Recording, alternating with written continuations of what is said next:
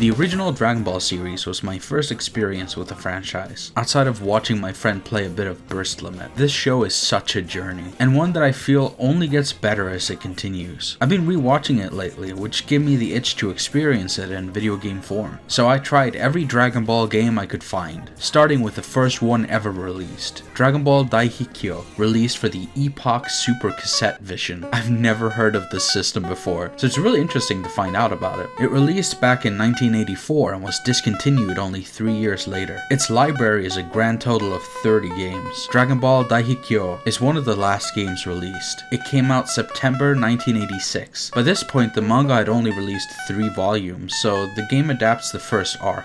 Well, sort of. The gameplay you're seeing here is the whole game. You can go nuts with a power pole or shoot Kamehameha waves, but this game is kind of just a basic shoot 'em up. There's also a training section with Roshi which controls super weird, and that's basically it. That's the game. Keep going until you get to the dragon and watch Oolong go ham. Of course, this is supposed to be when he stops the Pilaf gang from making their wish by making one of his own, but in the game you just see him dance around. Just 2 months later, the Famicom got Dragon Ball Shenron's Mystery, which in the States was changed to Dragon Power, and is basically trying to disconnect the game from the Dragon Ball franchise, so they change characters' names and looks around. Some characters have their name changed, like Bulma is Nora, Yamcha is Lancer, but other characters like Roshi just look completely different. And so does Goku, but Goku's still called Goku. I mean, Dragon Ball wasn't out in the States, so I understand why, but it's so bizarre. But I'll be focusing on the Japanese and PAL release, which retains the Dragon Ball IP. This game is really weird. You have a power meter that constantly goes down unless Goku eats, but it also goes down when you take damage, so it becomes pretty stressful to keep up with everything. There are power-ups like the power pole, which gives you more range. You can do the Kamehameha wave too. You explore various levels and try to figure out how in the world to progress. Sometimes the path is straightforward, but other times you have to defeat specific enemies for new doors to open, but you won't know where the doors are all the time, so you just have to keep looking while your health is ticking down. Yamcha's stage is a good example. Yamcha and Puar appear several times, and each time you defeat them, one of the doors in the stage opens somewhere,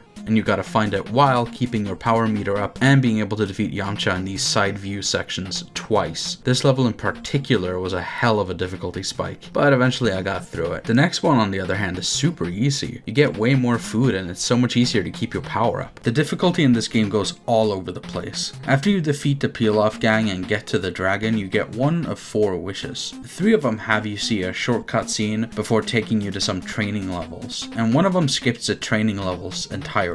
It's really bizarre. I couldn't get past these later levels. It's so hard that I just quit here. And that's where my friend Ellison comes in. We decided to play through Dragon Power, the North American version. Interestingly enough, this game always skips the training section and sends you straight to the next Monster Rabbit stage. But the unique thing here is that every single time you game over, you are sent back to this new string of levels. So you'll always start with the Monster Rabbit stage, which in Dragon Power is stage 7. So you have to make it through some of the hardest stages ever, where all the food drops are completely random, making every run vary greatly in difficulty because of it. So obviously we abuse the hell out of save states. But the latter part of the game between Dragon Power and Dragon Ball are not really that different. So you help Goku try to find his 4-star Dragon Ball that belonged to his grandfather. You get to the end of the game and there's this giant tower. It's supposed to be Muscle Tower, but it looks nothing like it and nothing makes any sense. Then you fight some random robot, and then you make a wish, and one of the wishes is continue. So we thought, why not try that? And then it starts from the beginning again or something stupid. What the fuck? Yep.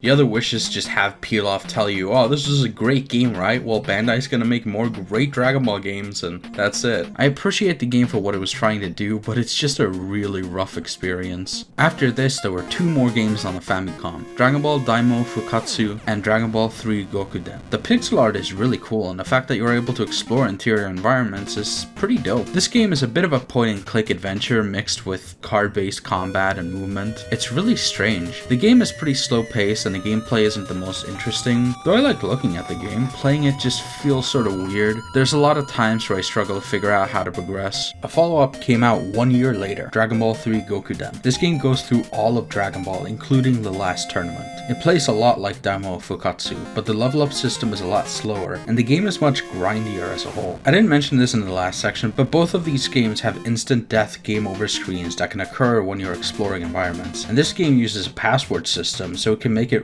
really tedious to play. It feels like a slower and more boring version of the last game. Absolutely stay away from this one. This game is a chore and it sucks. Then we jump into 16-bit with Dragon Ball Z Super Gokuden Totsugeki-Hen on the Super Famicom. There is a C in the title, which is kind of odd, but I'm guessing it's to make it more obvious that the sequel, Dragon Ball Z Super Gokuden Kakusei-Hen, was connected to this game. Kakusei-Hen takes place at the end of Dragon Ball to the Frieza arc. Totsugeki-Hen covers the original series. One thing I want to point out is that for some reason this game makes you name your player as well as a rival and mentor and other characters. You might think this is like Earthbound where it changes the names in the story, but no, they stay the same. The names you enter here appear as speech bubbles, sometimes to help you figure out what to do, or to come up with a little bit of banter between chapters. It doesn't really amount to anything, it's just like you're talking to some weird disembodied voices sometimes. Anyways, the game starts from the beginning of Goku's journey where he meets Bulma. You even fight her in the car. Just like in the show, Goku thinks the car is some kind of monster, because Goku's never seen a car before, so he has no concept of what he's even looking at. The game looks and sounds wonderful, and it does a good job at retelling the events of the show. The gameplay is something really unique. It's easily my favorite game so far though. You're always moving automatically towards the center of the stage. Once you reach the center, you start flashing, which is when you can do attacks, kicks, punches, ki blasts, all depending on the button you press, the direction, and how much power you have. When your enemy attacks, if you time it just right, you can block to negate damage. And that's essentially the combat. It does start out pretty slow, but I think that's a good thing. It gives you plenty of time to get used to the combat because it has a certain flow to it. And as you level up and get further into the game, the speed of the fights increase. The more power you have, the faster you go. So when your ki is low, you just gotta charge it up to both move faster and unleash moves like the Kamehameha. The harder matches can be a lot of fun from just the intensity of it all and trying to time those blocks. You can also customize your loadout with different moves and abilities. You tie the moves to a button and a direction, so it's pretty easy to remember what's what. I think it's a really interesting combat system, and I've never played anything like it before. It's really unique. The whole game is mostly just a visual novel, which also means there can be a lot of lengthy dialogue sequences, which isn't really inherently negative, it just depends on how you feel about it, I guess. But I really admire the effort here, and how much they try to make it feel like a true adaptation of Dragon Ball. The game also has some neat sections like this one where you use the radar to find the Dragon Ball amongst the rubble. The first time it happens, Goku should still be wearing his blue gi, but he has the orange one here. I think it's neat to see the Dragon Radar being used like this. There is one section I find kind of annoying. It's when you get to the city that's being terrorized by the Rabbit gang. You have to select text options to explore the town. You gotta find a capsule store, a clothing store, and a place to buy food. But there's no visual indication as to where you are and where you have explored. So I just kept selecting directions trying to find somewhere else I hadn't been yet. There's another section like this in Pilaf's castle, which is where I realized that you really need to consult with the other characters, because they give you a lot of useful info on where to go next. But there are sections like this where you have no one to ask,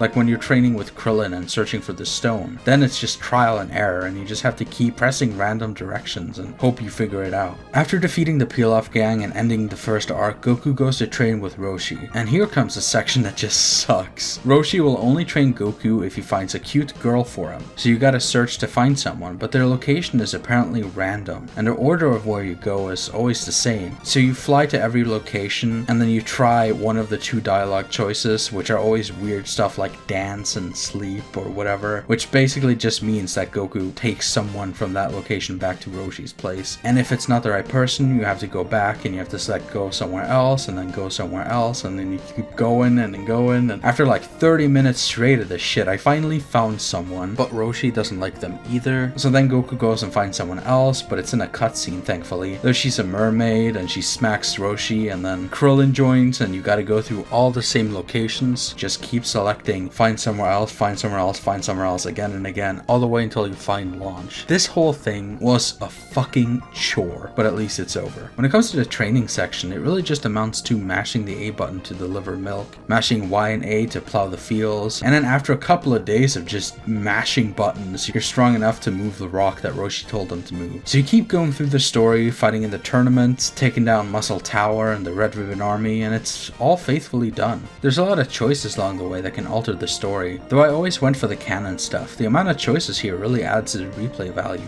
I think this game could be worth checking out. It looks good, the music goes hard, and it's a pretty neat way to re-experience the story, as long as you're okay with it taking its time to do so. Now we're jumping into the 2000s with Dragon Ball for the Wonderswan Color. It's a kind of obscure handheld that only released in Japan. This game is essentially a remake of the Famicom games, but with some incredible pixel art. The gameplay mostly remains the same though. The game starts with Bulma and Goku having just met and setting out on their journey to find the Dragon Balls, and it goes through Goku's childhood. There's these visual novel-esque sections just like the Famicom games where you can interact with the characters and explore some environments, but it doesn't have any of those stupid instant death sequences. Then there's a top-down view where you select the cards, and the number of stars on them determine how far you walk. I'm not really a huge fan of this because it makes movement feel really slow. The fact you have to keep reselecting cards and then walk a bit, reselect, walk a bit. I mean, yeah, it does add a little bit of strategy, trying to figure out which cards to use next so you can land on the exact spots you want to, but I feel like it just kind of kills the pace. I really wish I could move just however I want. There are random encounters as well as designated spots where you'll find enemies. The combat has you choose cards with various levels of power. You get new cards every turn and you try to outpower your enemy. I really enjoy the little cutscenes they created for the fights. It looks really cool, and it does a really good job replicating the action of the show, despite how small and simple they are. As you level up, you can select what traits you want to enhance, and there are random spots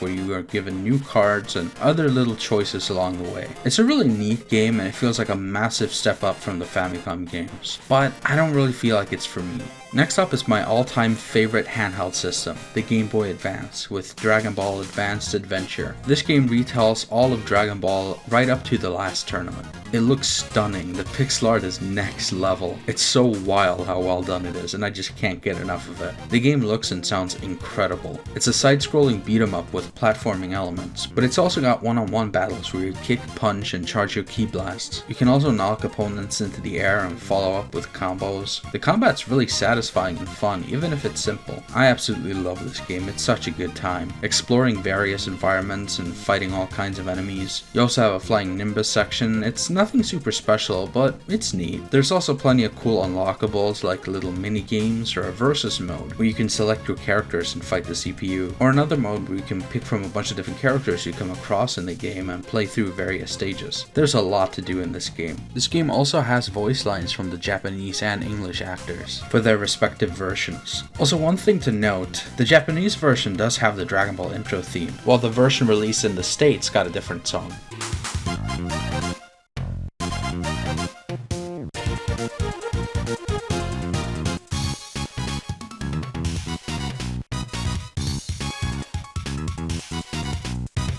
I absolutely recommend this game. Sadly, the North American prices are like over $100, and the PAL prices are currently around $60 or so. I honestly recommend getting a Japanese copy. You can easily find those for 10 to 15 bucks, and there really isn't much of a language barrier. Once you figure out what does what, navigating everything becomes easy. And if you're playing this game, I'm sure you already know the story, so that shouldn't be much of an issue. This is an absolute certified banger, and I recommend you give it a shot. Keeping with the Nintendo handhelds, we got Dragon Ball Origins on the Nintendo DS. Origins is an isometric 3D game with beat 'em up and puzzle platforming elements. Visually, it's really nice. I love the animation and art style, but when it comes to the gameplay, you control the whole game using the stylus. Some DS games make this work wonderfully, others feel terrible. This one's leaning more towards bad. I would just really rather be using buttons. You point to where Goku should run and he automatically jumps over gaps, which sometimes leaves you leaping into danger unintentionally. To attack, you press on the enemy, or you can swipe the stylus towards them to do bigger attacks. With the power pole, you can do sweeping attacks that are fairly satisfying to do, but sometimes I find it hard to get it right. As you explore the levels, you are sometimes accompanied by Bulma, and it turns into like an escort mission,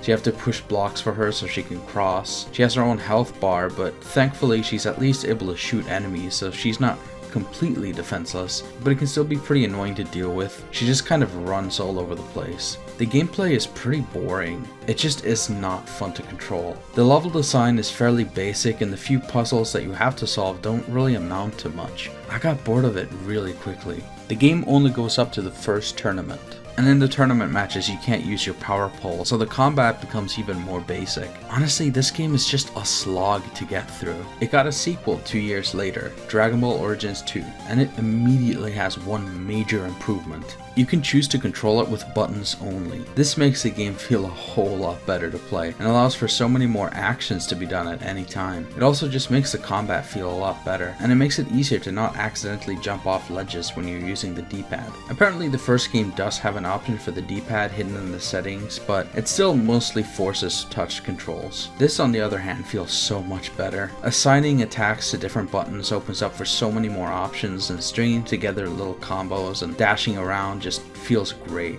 Instead of the first game's dodging mechanic where you have to tap away from the enemy before an attack, now you can just dodge, either by running or using the dash. It's a million times more intuitive and I feel much more in control. Origins 2 also goes away from the isometric view to something that's closer to a normal top-down one, and it makes navigating the world a little easier. The game goes through the Red Ribbon arc and stops right before the 3-year time skip in the next tournament. I was a bit disappointed. I thought it'd be cool if it went all the way through the rest of the series, but I mean, the game is so heavily focused on the Red Ribbon army, I kinda figured that'd be the case. I'm surprised there never was a third game that completed the story, because the improvements from 1 to 2 are really great. It also includes some new gameplay styles where you control other characters, like a section where you control Aider and Muscle Tower. There's this section just like the Super Famicom game where you use the radar to find the Dragon Balls, and it's really great. They also removed those Bulma escorting sections, which was a good change. The pacing of the game and its episodes is also just way better this time around. Honestly, I'm happy to see the vast amount of changes and improvements here. I don't recommend the first game unless you're very patient and can tolerate bad controls, but this game on the other hand is really good and it's worth a try. Last we have Dragon Ball Revenge of King Piccolo on the Wii. This game starts after the first tournament and begins with the Red Ribbon arc, ending with Piccolo, which is interesting. I thought it'd be the whole thing, but no. So that means the only games that cover the beginning and go all the way to the end of the King Piccolo arc are Dragon Ball 3 Gokuden, Totsugeki-Hen, the Wonderswan color game, and Advanced Adventure. But anyways, back to this game. Revenge of King Piccolo is a 3D side-scrolling beat-em-up. It looks really good and its cel-shaded look has helped it age extremely well. It's got a simple but decently fun combat system with some combos. You can knock your enemies up or away and dash after them, and you can build up and unleash the Kamehameha. My issue with the combat though is that it feels a little hollow. I want it to feel more punchy and weighty, but it just doesn't do that for me. I think part of the issue is that the sound mixing is a bit off. The voice lines and music are so loud that the sound effects just don't come through as much as they should. That and the punches sound so light.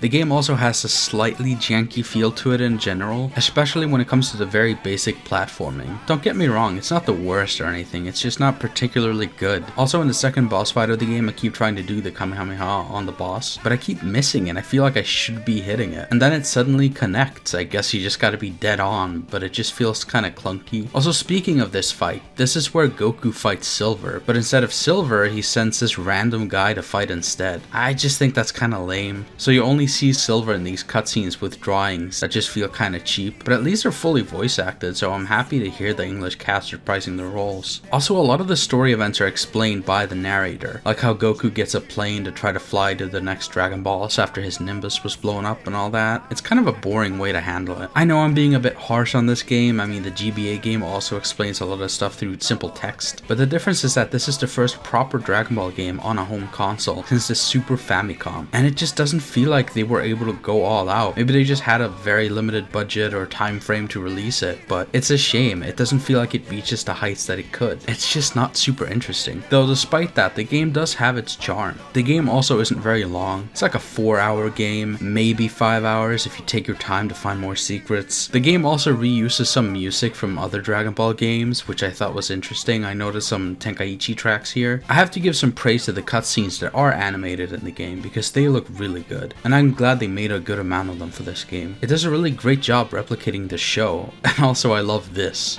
Tickle, tickle, tickle, tickle! Okay, I give up! Going through the tournament might be my favorite part of the game, just because I find the boss battles to be a lot more interesting than the normal levels. And then there's the Piccolo arc, which lasts like 40 minutes. I understand that there wasn't a lot of room to make full levels and all that, but it's so short, it makes me wonder why they even named the game after him. I guess it's since that's where it ends, so it makes sense, but oh well. I felt let down by this game. It looked cool and it's made by the developers of Wild Arms, which is a very beloved RPG series. But what I got was just kinda mediocre. It's got a few bright spots, but the rest of the game is nothing special, and sadly I can't really say I recommend it. And outside of that, we have stuff like Tenkaichi 3, where you can play as Dragon Ball characters and experience a little bit of the story. Though this game's main focus is Dragon Ball Z, so from what I can find, that's all the games made for the original Dragon Ball. I think the reason why Dragon Ball Z had so many more games is just because, well, it came out at a time where video games and video game adaptations were just really taking off. So the original Dragon Ball just never got even close to as many games. Though out of the ones we did get, there's still plenty to love. And don't get me wrong, I love Dragon Ball Z. It's one of my favorite things ever. I just also love the original series, and I wanted to give it some love. Thank you for watching. I hope you found it interesting and maybe you found a new game to play. But anyways, until next time, on Dragon Ball. No, just next video.